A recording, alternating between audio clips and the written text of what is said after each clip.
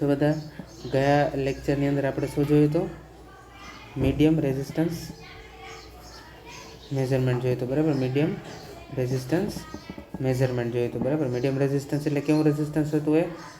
તો કે જે રેઝિસ્ટન્સની વેલ્યુ 1 ઓહમથી લઈને ક્યાં સુધી હોય? 1,00,000 ઓહમ સુધીની હોય, બરાબર. એ રેઝિસ્ટન્સને આપણે શું કહેતા હતા?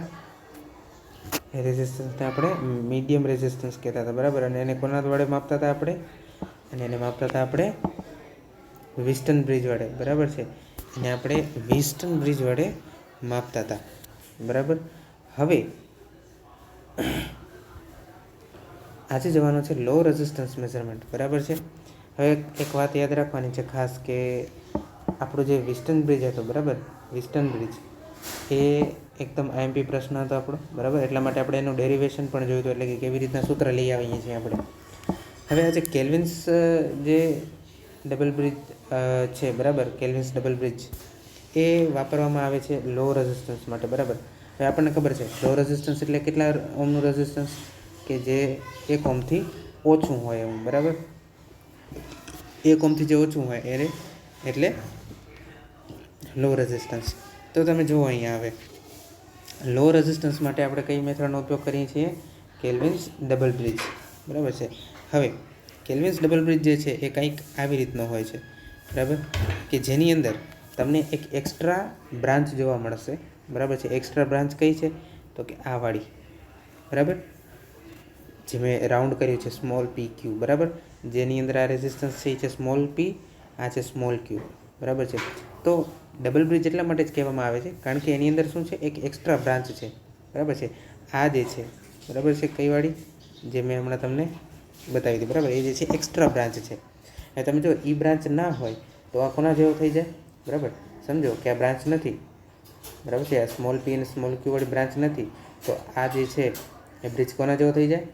એકદમ વિસ્ટન બ્રિજ જેવો થઈ જાય કે નહીં? કારણ કે આ બ્રાન્ચ ના હોય, આ રેઝિસ્ટન્સ ના હોય, તો આ ગેલ્વેનોમીટરનો છોડ આપણે ક્યાં જોડીએ? સીધો, બરાબર છે. જેવી રીતના મેં જોડ્યો છે એવી જ રીતના જોડીએ એટલે શું થઈ જાય? ફરી પાછો એ વિસ્ટન બ્રિજ જ થઈ જાય, બરાબર, વિસ્ટન બ્રિજ જ થઈ જાય. તો આ રીતે જે છે આપણે સમજશું કે ભાઈ શા માટે આ બ્રિજને કેલ્વિન્સ ડબલ બ્રિજ કહેવાય છે, બરાબર. શા માટે? કારણ કે એની અંદર એક એક્સ્ટ્રા બ્રાન્ચ છે, એટલા માટે આપણે એને કેલ્વિન્સ ડબલ બ્રિજ કહીએ છીએ, બરાબર. હવે કેલ્વિન્સ ડબલ બ્રિજ તો કહીએ છીએ, પણ આ એક્સ્ટ્રા બ્રાન્ચની જરૂર શું પડી? બરાબર, એક્સ્ટ્રા બ્રાન્ચની આપણને જરૂર શું પડી? તો જો સમજો, સૌથી પહેલાં આપણે એક વખત વાત સમજવાની છે કે આપણે રેઝિસ્ટન્સ છે એને કેવી રીતે દર્શાવીએ છીએ. સૌથી પહેલી વાત, જો મીડિયમ રેઝિસ્ટન્સ હોય, બરાબર, મીડિયમ રેઝિસ્ટન્સ હોય તો આપણે એને કેવી રીતે દર્શાવીએ?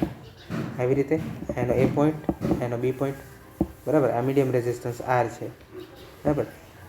હવે મીડિયમ રેઝિસ્ટન્સ એટલે 1 ઓહમથી 1,00,000 ઓહમની વચ્ચેનો, બરાબર. પણ જ્યારે તમે લો રેઝિસ્ટન્સ દર્શાવતા હો, બરાબર, લો રેઝિસ્ટન્સ, લો રેઝિસ્ટન્સ એટલે 1 ઓહમથી ઓછો. હવે 1 ઓહમથી ઓછો જે છે એ રેઝિસ્ટન્સ કયો છે? આ જેની પર હું ચોરસ કરું છું, લંબચોરસ કરું છું, એની વેલ્યુ કેટલી છે? સમજી લો કે ભાઈ 0.5 ઓહમ છે, 0.5 ઓહમ છે. તો હવે તમે વિચાર કરો, આ જે એની લીડ છે, બરાબર છે, આ જે રાઉન્ડ કરીને દર્શાવું છું, બરાબર, આ જે એની લીડ છે એનું પણ કંઈક રેઝિસ્ટન્સ તો હશે ને? સમજી લો કે એ બાય લીડનું રેઝિસ્ટન્સ બેનું 0.1 ઓહમ છે. તો જો તમે એ અને બી, બરાબર, હું લખું છું એવી રીતે, બરાબર, જ્યાં મેં લખ્યું છે એવી રીતે જો તમે એ અને બી છેડા બતાવો, બરાબર, લો રેઝિસ્ટન્સમાં, તો રેઝિસ્ટન્સ 0.5ની જગ્યાએ 0.7 ઓહમનું થઈ જાય, બરાબર છે, 0.7 ઓહમનું થઈ જાય. પણ એ તો ખોટું કહેવાય, બરાબર. એટલે આપણે જે છે લો રેઝિસ્ટન્સને જે છે એ અલગ રીતે દર્શાવવું પડે, બરાબર છે. લો રેઝિસ્ટન્સને અલગ રીતે દર્શાવવું પડે, કારણ કે જો મીડિયમ રેઝિસ્ટન્સની અંદર તમે જો મીડિયમ રેઝિસ્ટન્સ છે, તો મીડિયમ રેઝિસ્ટન્સ સમજી લો કે આ 100 ઓહમનું છે અને આ લીડનું રેઝિસ્ટન્સ 0.1 ઓહમ છે. તો ઓવરઓલ તમે જો એ જે છે એ અને બી ટર્મિનલ તમે લીડના છેડે જો તમે આપો, બરાબર, તો પણ કંઈ ફરક નહીં પડે, બરાબર, બહુ વધારે ફરક નહીં પડે, બરાબર. 100.2 ઓહમનું રેઝિસ્ટન્સ એટલે એ 0.2 અહીંયા આપણે નેગ્લેક્ટ કરી શકીએ. પણ જ્યારે આપણે લો રેઝિસ્ટન્સ માપતા હોય, બરાબર, લો રેઝિસ્ટન્સ માપતા હોય ત્યારે આપણે એ નેગ્લેક્ટ ન કરી શકીએ, કારણ કે લો રેઝિસ્ટન્સની અંદર તે રેઝિસ્ટન્સની જ વેલ્યુ જે છે એ 0.5 ઓહમ હોય, બરાબર, અને લીડની જ વેલ્યુ 0.1 ઓહમ હોય, બરાબર. તો આ બંને જે છે એ ઓવરઓલ એડ થઈ જશે. ક્યારે? જ્યારે તમે ટર્મિનલ એ અને બી બંને લીડના છેડે લ્યો ત્યારે, બરાબર છે. તો લો રેઝિસ્ટન્સને દર્શાવવાની એક ખાસ રીતે છે કે ભાઈ આપણે એ અને બી ટર્મિનલ એ લીડના છેડે ન આપતા, આપણે રેઝિસ્ટન્સનો જ્યાં એન્ડ થાય છે, બરાબર, ત્યાં આપણે એને બતાવીએ છીએ, બરાબર. એટલે આ જે છે એ રીત છે, બરાબર.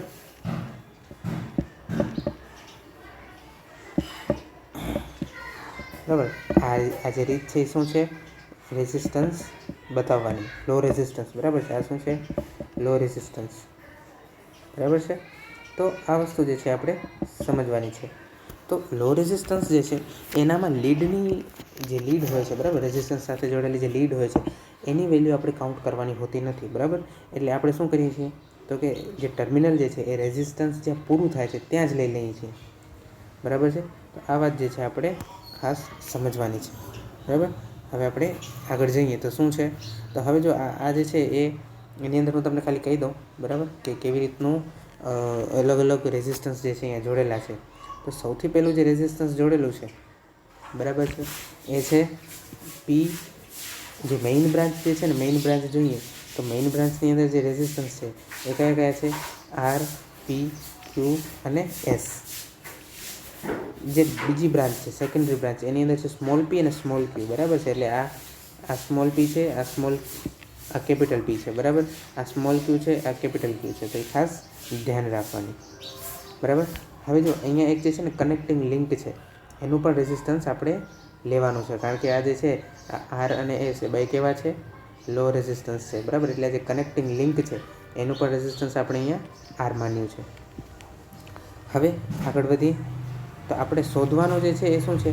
એ આ આર શોધવાનો છે, બરાબર. આર જે છે આપણને ખબર નથી, તો આર શોધવાનો છે. તો એનું તમે જો ડાયરેક્ટ તમે આની અંદર કેલ્ક્યુલેશન જે છે એની એ જોશું તો થોડીક કોમ્પ્લિકેટેડ કેલ્ક્યુલેશન છે, અને પરીક્ષાની દૃષ્ટિકોણે પણ આ એટલો ઇમ્પોર્ટન્ટ નથી, બરાબર.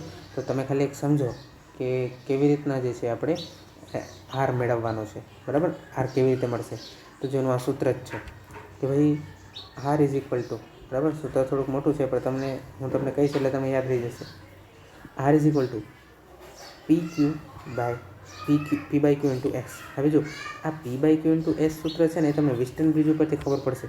જો આપણા કેલ્વિન બ્રિજની અંદર કેપિટલ પી અહીંયા છે, પછી કેપિટલ ક્યુ આ બાજુ છે, બરાબર.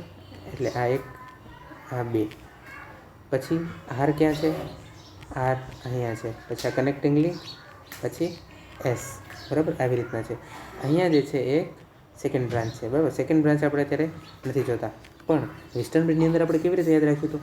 તો કે સામસામેના જે રેઝિસ્ટન્સ છે એનો ગુણાકાર કેવો થશે? હંમેશા સરખો. એટલે કે P S is equal to R Q, બરાબર. P S is equal to R Q. તો આર શું થશે? P by Q into S. તો જો P by Q into S આવી, બરાબર. તો આ તો એકદમ સિમ્પલ છે, યાદ રાખો. હવે જો બીજી વસ્તુ જે યાદ રાખવાની છે શું છે? બીજી વસ્તુ જે યાદ રાખવાની છે એ છે કે જો આપણે લીડ રેઝિસ્ટન્સ છે એને ઇન્ક્લુડ કરીએ, એટલે કે આ આરને, બરાબર, આરને જો ઇન્ક્લુડ કરીએ ને તો પછી આપણે અલગ રીતે આને દર્શાવવું પડે, બરાબર છે. અલગ રીતે આને દર્શાવવું પડે. હવે જો અહીંયા લખેલું છે આર શું છે? ટર્મિનલ અથવા તો કોન્ટેક્ટ લીડ રેઝિસ્ટન્સ. જો આપણે એને એક્સેપ્ટ કરીએ છીએ, બરાબર, એટલે કે એને લઈએ છીએ તો આવી રીતના દર્શાવવું પડે. હવે આ સૂત્રની અંદર કેવી રીતનું છે? જે પણ આપણા સ્મોલ રેઝિસ્ટન્સીસ છે, એટલે કે સ્મોલ પી, સ્મોલ ક્યુ, સ્મોલ આર, બરાબર છે, એ બધા રેઝિસ્ટન્સમાંથી ક્યુ અને આર, બરાબર છે, ક્યુ અને આરનો ગુણાકાર છેદમાં ત્રણેયનો સરવાળો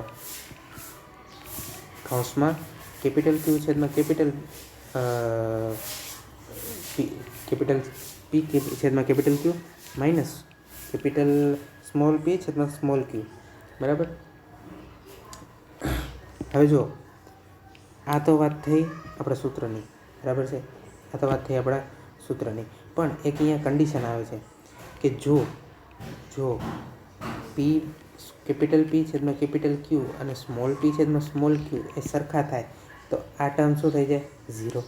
એટલે 0 ગુણ્યા આ ટર્મ પણ 0 થાય અને છેવટે આપણને જે સૂત્ર મળે એ કેટલું મળે? જે વિસ્ટર્ન બ્રિજનું સૂત્ર હતું એ મળે.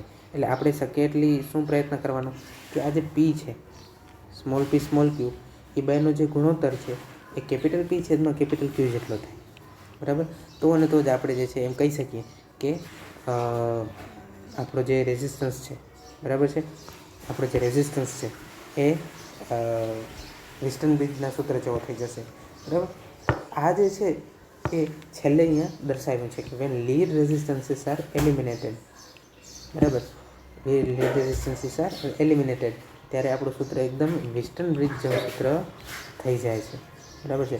તો આ વાત જે છે એ આપણે થોડી ધ્યાનમાં રાખવાની છે કે ભાઈ ક્યારે કેવી રીતના અહીંયા બદલે છે. બરાબર? હવે આ જે છે વિસ્ટર્ન બ્રિજ હતો, કેલ્વિન્સ ડબલ બ્રિજ હતો, એની અંદર માત્ર જોવાનું એ જ હતું કે કેવી રીતના જે છે એ ગોઠવણ થયેલી છે. બરાબર? કેવી રીતે સૂત્ર આપણને મળે છે.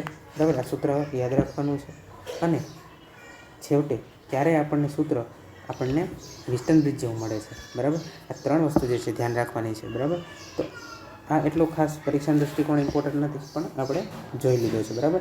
અને એ વાત યાદ રાખવાની છે ખાસ કે લો રેઝિસ્ટન્સ મેઝર માટે કોનો ઉપયોગ થાય છે? કેલ્વિન્સ ડબલ બ્રિજનો. બરાબર? તો આ સાથે આપણે લેક્ચર પૂરું કરીએ. આવતા લેક્ચરની અંદર આપણે શું જોશું? આના ઉપરના 1-2 એક્ઝામ્પલ્સ જોશું. ઓકે, ચાલો.